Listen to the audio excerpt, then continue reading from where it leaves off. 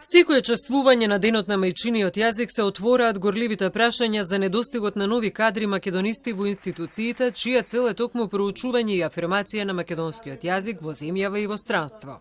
Лед во место доколку се има предвид дека јазиците може и да разделат, но тие пред се треба да сближат. Проблемот е затоа што од неколку аспекти. Најнапред луѓето се иселуваат. Се помалку има деца кои што учат, студираат во оваа држава, тоа е еден голем проблем. Има повеќе проблеми, ако зборуваме за македонскиот јазик, тоа е најнапред кадровското решавање на примање на млади луѓе во институтов, на факултетите, на универзитетите во Република Северна Македонија. И вториот проблем е на тамошната афирмација на лекторатите по македонски јазик во странство.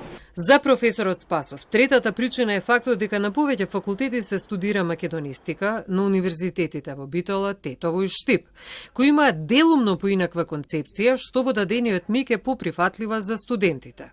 Во меѓувреме, дури и кога се зголемува бројот на студенти кои го изучуваат македонскиот јазик, мора да има јасна стратегија што понатаму.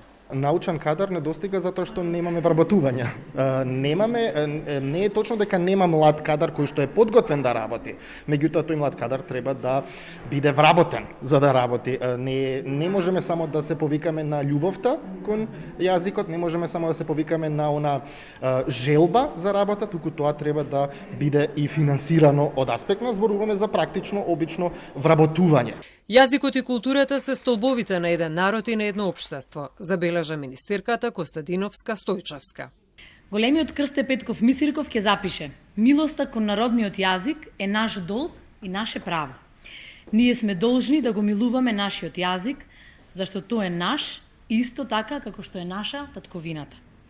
А јазикот е нашата единствена татковина", ќе запише како поука и како порака единствениот Блаже Конески. Во светот денес се зборуваат околу 6500 јазици, но околу половина им се заканува исчезнување во многу делови од светот.